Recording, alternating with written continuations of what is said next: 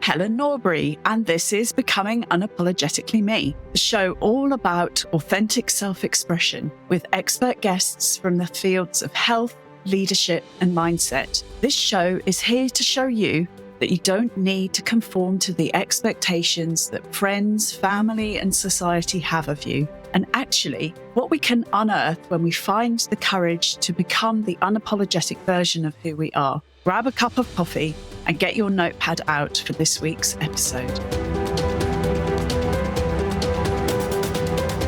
Hello, and welcome back to Becoming Unapologetically Me. Today, I'm really excited to talk to Sophie Roe. Meeting Sophie has been one of those really strange life experiences where your paths cross, and as you get chatting, you kind of realise that you almost certainly would have known each other in childhood or bumped into each other. Although we've only met sort of fairly recently, we've actually discovered that we knew all the same people, grew up in the same areas, knew people at school with each other, and our paths no doubt will have crossed at some point previously. Anyway, we didn't come today to reminisce. I really want to explore with Sophie today about the waves that she's making in the mental health sector. So, Sophie, I know you've taken a bit of change in direction in recent years. What prompted that change? Thanks, Helen. Well, it wasn't, I'd like to say it's like one thing that prompted a change, but it wasn't really. It was a kind of culmination of events. Life really lifed me. And I was at a really low point personally. My health was really suffering. And career-wise too, I wasn't, in a fulfilled place. And I realized that I'd spent, the majority of my adult life just juggling, working in education for the majority of my career, raising a family, trying to meet everyone's needs and expectations. And then it turned out that actually I wasn't really attending to myself in the way that I needed to. I thought I was super mum, superwoman, but actually in the end, my body kind of gave me a bit of a wake-up call. And that's when I thought, it wasn't really a conscious thought process, actually. It wasn't, I can't go on like this, I'm going to have to make changes. It was taken out of my hands. I just completely burnt out. And in doing so, as much as it was a pretty grim time in my life, it made me completely reevaluate where I wanted to go forward, how I wanted to go forward, and what I wanted my overall life, but also my career to look like. So that was a bit of a turning point for me, really. Your archetypal wake-up call. And it prompted me to make some change. It wasn't overnight, and it wasn't even this fairy tale kind of, wow, I'm going to make some changes in my life, but it started guiding me towards looking deeper into my own recovery, I suppose. So I began to investigate trauma recovery and how nervous system healing and support can really help those like me to get out of this kind of stuck moment in their life and to reclaim my life, to actually have a life rather than just kind of functioning, going through the motions day in, day out. It's so easy, isn't it, to kind of drop into that almost like an expectation of what life should look like without even asking yourself the question, actually, do I like this? Is this what I wanted? Sure. Am I fulfilled by it? Is it kind of ticking enough of the boxes for me? And it's very easy. So I just want to acknowledge you for kind of noticing when it wasn't all really working first, because many people just go on autopilot throughout their whole lives. But how's that kind of helped you to evolve over the years in doing this work?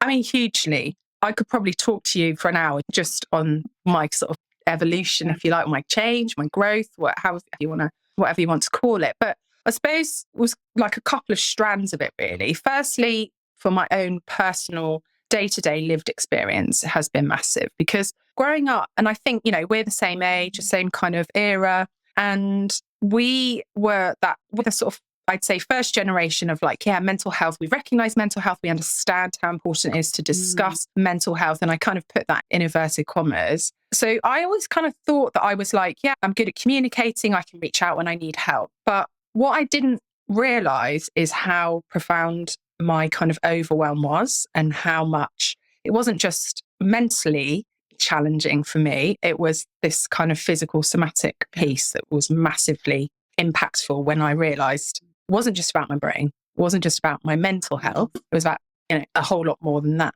And so for me, going forward, my evolution, especially when I look at myself, say in my 20s, I realize how different my life could have been had I had that knowledge then that I've got now in my mid 40s. So personally, massive, hugely helped me evolve, not only from a health perspective, which is, the priority as far as I'm concerned, but also from a kind of self-acceptance, understanding, self-compassion. Yeah. But more than that, it's helped me change my career and wanting to be able to, as cheesy as it might sound, help others help themselves, like having that understanding that there's no big secret, actually. The power to heal comes from within. That's where it all starts. And to enable others to understand that there's hope, that life doesn't have to be this kind of despairing pit of sadness that it can be at times, has been a massive evolution for me.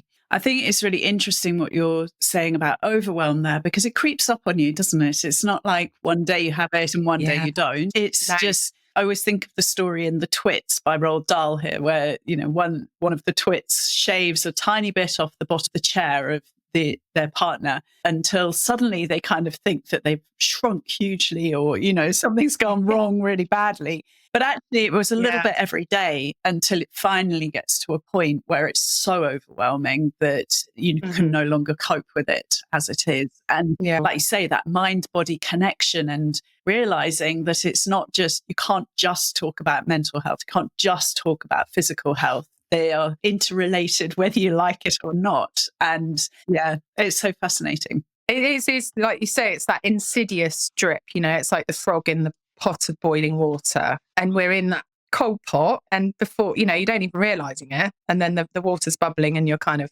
boiling. If we were chucked into a pot of boiling water as a frog, you'd jump straight out.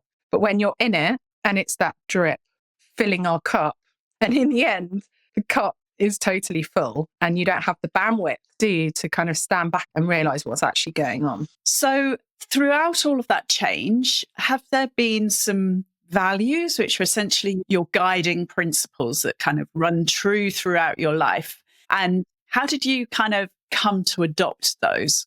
Oh, it's a funny one, isn't it, this? Because, I like to think that I am a person of principle, without sounding too Mary Poppins about it. But I was brought up in a very loving, big family. I'm one of 5 children. I identify as having a really strong kind of moral compass flowing throughout my family and my upbringing.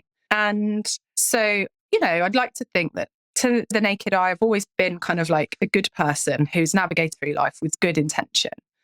But absolutely, that still carries on throughout my kind of guiding principles.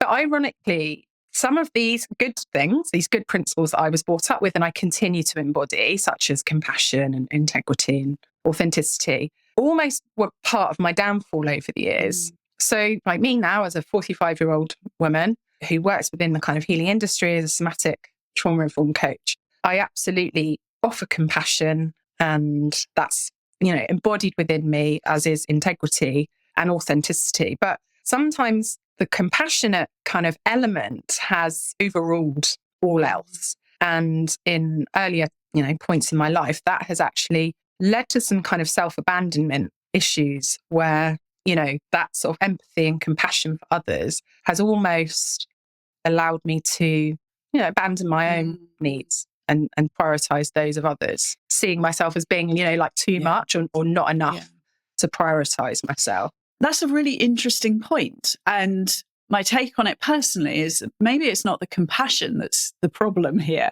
but the boundaries that sit around it.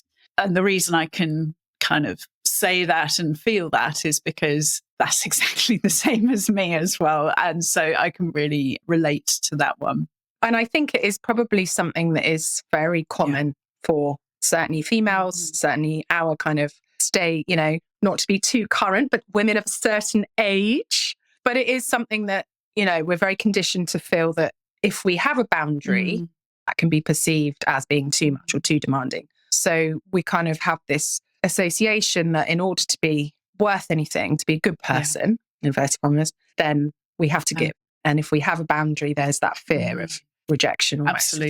Absolutely. So I guess with that in mind, what does living your truth mean to you, and how do you apply it in your life, but still maintaining your boundaries and looking after yourself and your own self-preservation as well. Yeah, and herein lies the conundrum, right? Herein lies the beautiful example of the fact that, this is a cliche. We hear it all the time in our world, but healing is not linear. So even when you're offering, a space for others, and in our case, a client base who are looking for support on their own journey, doesn't mean to say that I don't have to do the work still for myself. And it's an ongoing, growth journey for me. But living my truth really now is embracing who I am. So that's where the kind of authenticity that I just referred to is knowing who I am, first of all, having done lots of exploration onto, who really am I after this amount of time on the earth. So once I kind of have figuring that out, but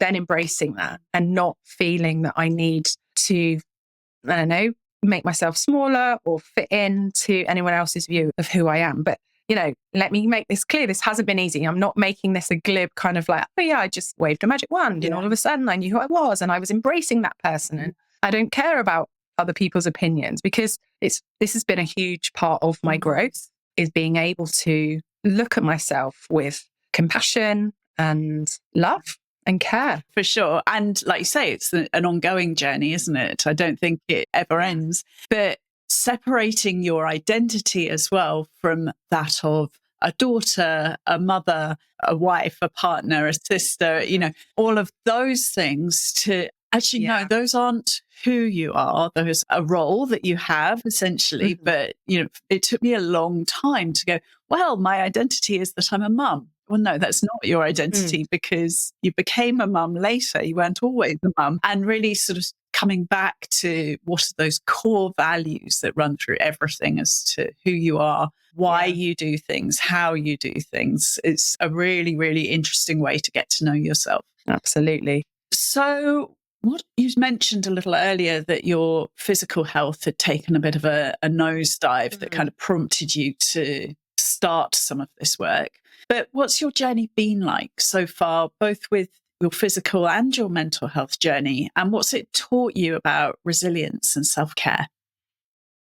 Wow, it's taught me a lot. And I'm still learning, and that is the beauty of this kind of work, is that once you scratch the surface a little bit, it is a beautiful journey, And for me, I mean, the word resilience is a funny one for me, because it still brings up some stuff. With my clients, we bring everything back to the body. What's the body telling you? And so as soon as I kind of hear the word, or I read the word resilience, I still have a bit of a somatic, because in the past, my association with resilience has meant kind of pushing through, keep going, don't stop, ignore how you're feeling, sleep's for wimps, you can sleep when you're dead, all that kind of stuff. And putting up with stuff as well, not necessarily like spiteful stuff from other people, but putting up with stuff in my life that wasn't serving me. And I suppose it's been another shift for me, is understanding that the word resilience doesn't have to mean any of those things. It can actually mean, tuning in to your need to rest and recover and listening to my body. And the kind of concept growing up, and I don't just mean from my family members, but, from the world at large, was rest is weak. You don't need to rest. And I was the world's worst person for voicing that. If I hadn't done 15,000 things by the end of the day, and if I wasn't, I don't know, painting a wall whilst cooking a roast dinner, then I thought my day was wasted. And if I hadn't ticked 20 things off my list, I went to bed feeling like, oh, I haven't achieved anything today.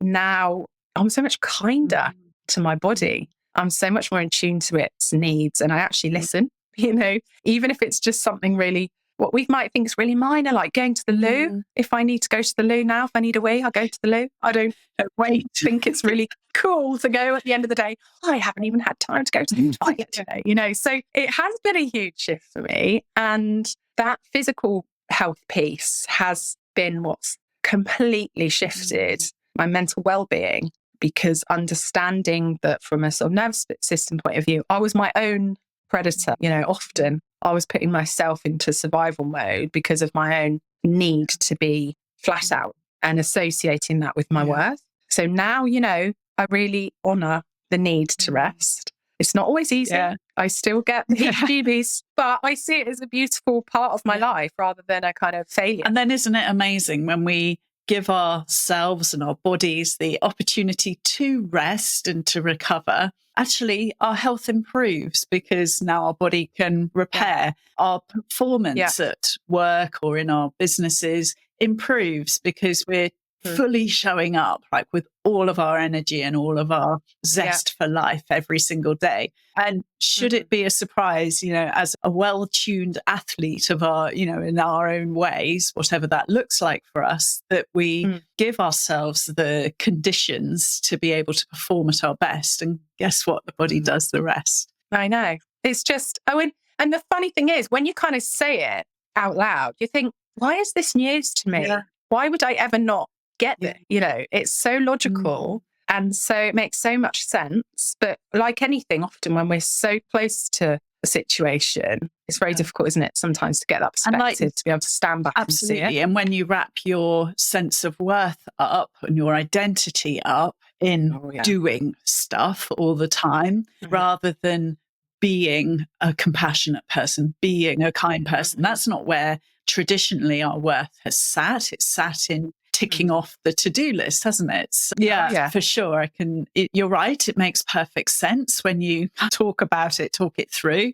But then you also understand, actually, well, if the thing that I have valued is completing tasks, of course, it makes sense that I'm going to keep myself busy. Absolutely. And that's when the real hard work starts. Absolutely. The unlearning. Yes.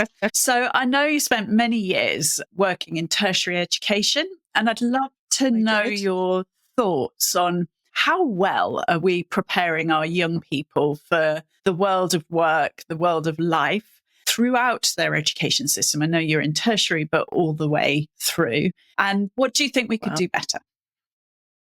Oh, wow. This is a biggie, isn't it? And it's a tough one too, right? Because having been on the coalface or been at the front line, in that industry, not for 3 or 4 years now, but again, it's like there's a lot of stuff that we are so conditioned to think and feel when we're an educator, and not just teaching staff, support staff too. And there can be kind of a resistance when you're communicating with those still on the front line, where there's, you have to be really careful not to imply that this is like a conscious thought process for lots of people in education, that they are not sort of deliberately trying to hold young people back. But there's a lot at play here. So society at large still, and therefore education, the education system itself, we're still measuring, just in the same way that we've talked about measuring our own worth in our kind of to-do list and our exhaustion scale, very much still the measure of general success for young people is equated with their academic achievements. So still we're kind of giving across that feeling of,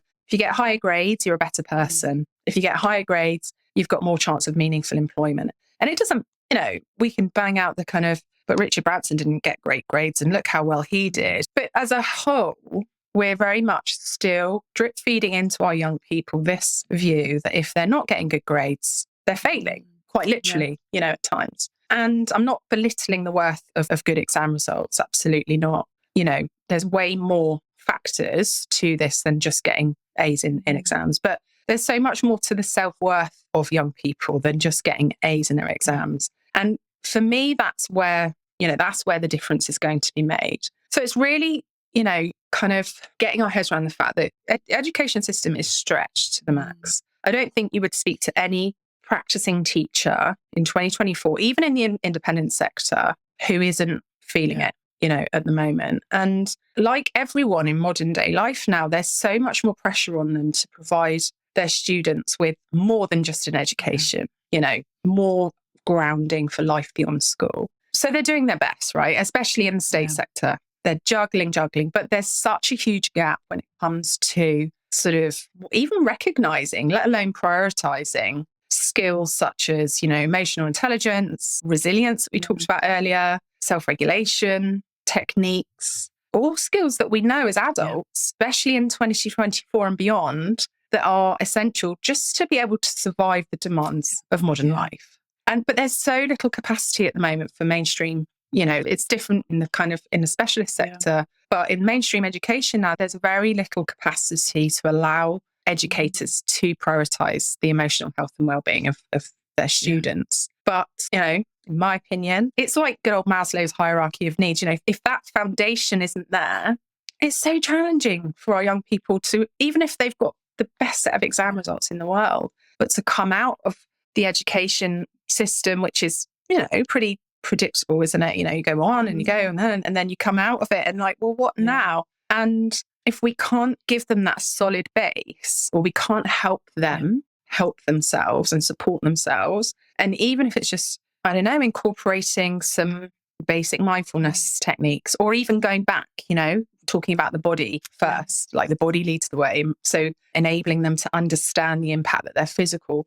well-being has on their cognitive ability, helping them understand emotional regulation techniques, self-awareness, It's huge. It's really huge. With my 2 children, I've got one child who is neurodiverse and one child who's neurotypical. And it's really interesting seeing the different responses that they each have to the education system, but also some of the resources that are offered to my daughter as a neurodiverse person. And you think, gosh, that would still be really useful for everybody. So she does something called sensory circuits in the morning, it's basically grounding her so that she can then access the education. And I just think, gosh, that would be great if everybody could do that. But I do also appreciate that there's a big resource question around how you do that and supporting people. And then at the other end, when people are leaving school, I know a lot come out with, for example, little financial knowledge. You suddenly go into a career and you start earning money and you don't know what to do with it.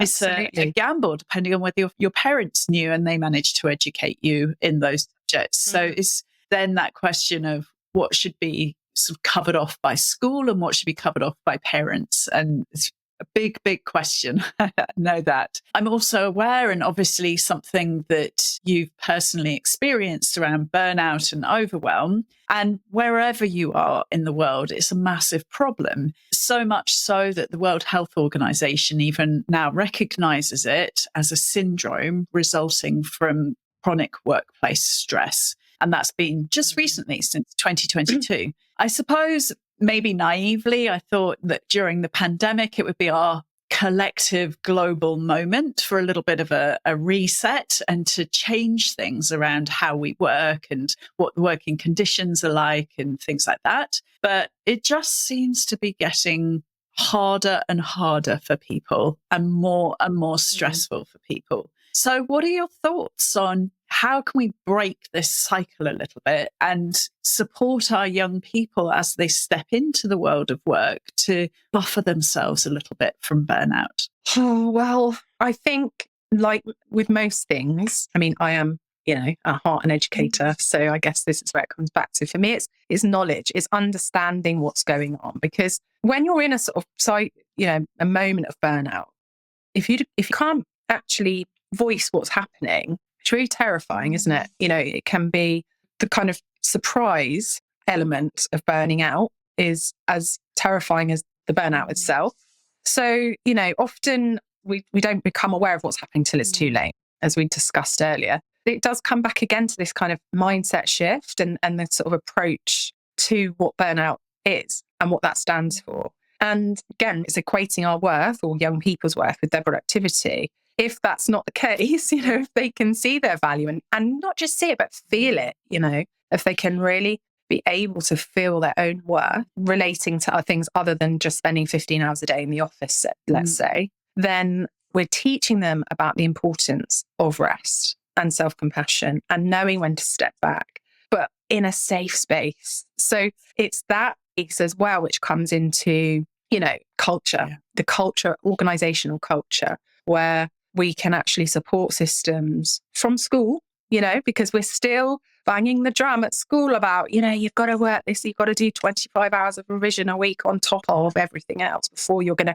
to fail. You're all going to fail. And then what's going to happen? And it's, it's important that we're spreading the word outside of education so that employers are more, geared up to the danger of burnout and actually the value in ensuring that their employees are not burnt out. But also, for young people to recognise the signs of stress, to be able to take avoidant steps. I know my children's had a message from school saying, if you're feeling ill, just power through, basically. Don't take the day off. And it's back to exactly what you were saying around that messaging that we both certainly picked up in our own childhoods. And yet that cycle is apparently continuing. I saw something, actually, I had a sort of conversation on LinkedIn with somebody on a post the other day, and they kind of commented about having a conversation, I think, with their own teenage child. And they were a bit concerned because this kid had said, they were talking about careers, and dad said, well, what do you want to do? And he was like, well, I just want to do something that's chill. I want to be chill. And so dad was like, oh my God, how are these kids ever going to afford a house? And I was like, well, actually, maybe there is becoming a shift in that generation. Maybe they're looking at their parents and thinking, I want more than that. I don't want to be stressed out every single day. I don't want to be miserable. I don't want to be ill. I want to enjoy life. And actually, just anecdotally, I know lots of 20-somethings, and they're definitely successful, because that was the kind of intonation of this conversation, that if you're chill, you're not succeeding. And actually, maybe they're not mutually exclusive concepts. Maybe you can be chill and successful. Maybe you can be happy and go on a holiday and buy a house. Maybe you could be successful by being chill. Exactly that. Absolutely. So as more and more young people arrive at education establishments with their own traumas, and that really has a knock-on effect onto not just the teaching staff, like you're saying, support staff, everybody who's involved in the education of young people. And we can see that people are leaving the profession in their droves. So what are your thoughts on how we can best support everybody who's involved in the education of young people? It's tough, isn't it? I mean, I'm not sure I would want any of my loved ones to go into education as it stands at the moment. And again, I think it comes back to this kind of starting at the bottom. So really, the frontline staff, teaching and support staff, they are the biggest regulation tools for their students. That level of co-regulation just cannot be underestimated. It's a bit like being a regulated parent, isn't it? If you're coming at parenting from a calm, connected space, I'm not saying we all do that every day, every second of every day, but can do that on the whole, it has a positive impact on your kids. And it's the same for teachers. So, what can the wide world do to support them? I think it is, again, comes down to a kind of cultural issue. So trauma-informed approach to school culture can be hugely transformative, just allowing the staff to feel that they have emotional safety within the workplace, getting across the message that actually their well-being doesn't just matter. It's not just a mental health day once a year where they all sit around and play board games, but it's a totally embodied approach to them having, a compassionate space in which to work, to then lead on to having that kind of trauma-informed learning environment for the students themselves. Teaching is hugely demanding. And it's not just, it's a bit tiring because we've got to do a bit of marking. Like we said, the buck doesn't stop at teaching the curriculum nowadays. There's a much wider responsibility for those in the industry. Yeah, it's the emotional toll, I suppose, as well, of the job, not just the physical elements of what you need to do on any given day. And like you say, that ripple effect of valuing everybody within the system, not just this is something we teach in the classroom, but we forget about it by the time we get to the staff room. Actually, it's important for the staff, it's important for the leadership teams, it's important for the students, everybody is, and all the support staff as well. Everybody plays an equal role in carrying that culture through. So what habits and routines do you have that help you to maintain balance and wellness now in your daily life? Well, funnily enough, a couple of years ago, I was quite regimented in my routine because at that stage in my journey, I was like, I need these things. I was adding in all the time, adding on my list. So I had to do this and that before the sun rose. And then when the sun rose, I had to do X, Y, Z. And it was counterproductive. I realized by trying to do all the good stuff, I was actually having an adverse impact on my nervous system because I was giving myself stress trying to do the good stuff. So I kind of pared it back a lot now. And I just start with the real basics. I've realized that as much as there's some amazing protocols out there, but in terms of for the layman's approach to phase one of starting your journey, I've gone right back to basics. And so that can, for me, that's always looks like some kind of somatic practice. I try and do that in the morning. And so much, that just means of the body. Like, what does that even mean? Well, anything of the body is considered a somatic practice. And it sounds weird when you think, what even is that? But it's just about sort of coming back to your own body. I am a huge advocate of TRE, which is trauma release exercises. I'm almost qualified as a practitioner in that. And that's been huge. That's saved my life, actually. That's a whole nother conversation to have. But TRE is something that is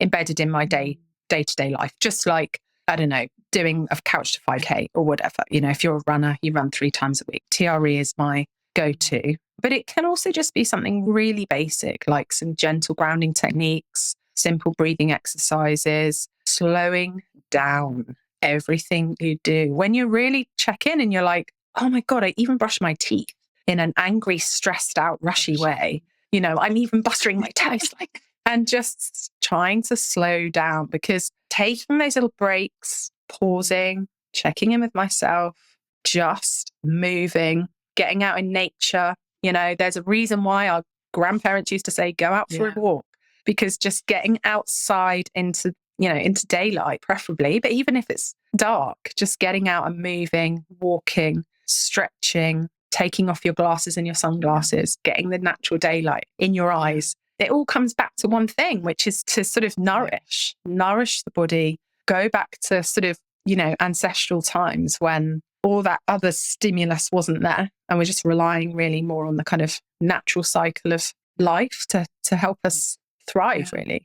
I remember, actually, you just reminded me in saying that one of the sort of, I suppose, a real light bulb moment for myself was when I was doing meditation and someone said to sense where the breath comes in through your nose. And I thought, wow, I'd never thought that breath had a feeling. So often, various reasons that we suppress the feelings in our body, and then just suddenly realizing that there's so many sensations throughout your body, that every single thing that you do, and it can be so powerful just to reconnect to those and witness them, I suppose, as much as anything. Yeah, absolutely. Real light bulb moments. And because it just seems too easy. Yeah. It just seems too where's the big reveal? It's got to be more complicated than that to actually be doing any good. But actually, it's the basic stuff. Like you say, bring it back to basics. Our grandparents, our ancestors, they had this sort of intuitive knowing how to help ourselves. And just dialing back into that, because when we're so overstimulated by technology, by the busyness of life, that we can forget and lose touch with those sides of things. Yeah. So how do you think societal norms influence our understanding of health and well-being? Well, I think, there is that big, as we've discussed already, that kind of link between external achievements, with our well-being. And it's not just what we've accomplished, but there's so much pressure now on like the look, the aesthetic, everyone being so put together. I definitely think with our sort of generation of working mothers, there's an additional layer of, unless we have it all, unless we're doing it all, we're failing. And that's not just, career and monetary wise, but it's also making sure our kids are having 5 a day and making sure we've got a 6-pack and making sure, our eyebrows are done, and all that stuff. Is not just a wrinkle in sight. Absolutely. And, that's really kind of skewing, I think, how we see our own well-being when we can get very distracted by the assumption that we've got to be looking a certain way, behaving a certain way to be good or achieving or successful or whatever, influencing. And, that's where this kind of burnout and disconnection with our own selves kicks in again. So it's just sort of, I suppose it would be really helpful if we could continue to try and redefine health to include the kind of emotional, mental, spiritual elements, as well as physical, but also challenging this idea that self-care is in some way, I don't know, selfish or extra or too much or diva-ish, and that it's actually, it's an essential. It's not an afterthought. It's not nice to have. Absolutely. Yeah. And maybe this links to what we've just been speaking about, but what misconceptions about physical and or mental health do you wish that more people understood? Well, from my point of view, I mean, this is a very personal thing, but I think it does apply to the wider world, certainly some sort of segments, is that mental and physical health are separate. It's thinking, wow, we're really, making strides towards all this mental health business malarkey, when actually it's, let's say in a workplace, there's so much physical demand that actually the odd mental health initiative isn't going to really touch the sides. Yeah.